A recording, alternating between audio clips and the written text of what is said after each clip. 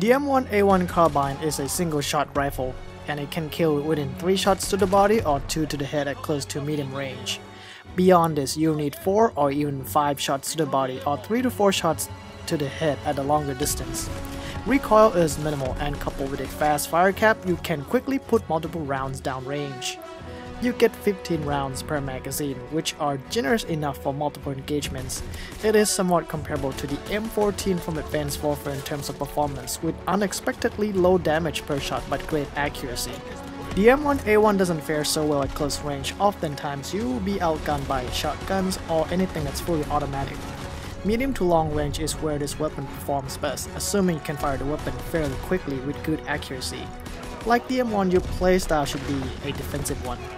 For the division, the Armored Division will provide some resistance against fire, shell shocks, and explosives, assuming you have already leveled up your division to level 4. While you will lose the ability to use the bayonet and the extra attachment of the Infantry Division, without any protection you often resulted in death by any explosive across the map, while maintaining your position from a good cover. For the attachments, the lens sight is absent, with the reflex sight and the 4x optic are available. The reflex sight will offer a good blend between mid to long range combat with a small amount of magnification.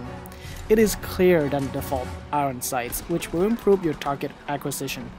The 4x optic might seem to be a good choice, but with low damage per shot at long range and increase in felt recoil, you are better off with the reflex sight, which is more versatile at any distance. The second attachment is open to whichever that suits you. My recommendations are the quick draw and high caliber. Rapid fire seems to be a good choice if your finger is fast with a raise in fire cap, but you could possibly shoot faster than the max fire rate that would allow. There is nothing wrong with equipping one, but with increase in fire rate means faster time to kill if your speedy finger is up to it. For the secondary, we will swap the pistol for another primary with the use of the rifleman basic training. It will also grant a faster weapon switch time. I recommend a shotgun as a secondary to propel any close range enemies where the M1A1 is weak to compete.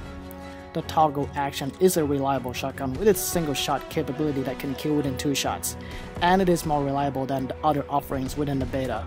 For the equipment, the bouncing buddy no doubt is useful for guarding your side or rear when stationary.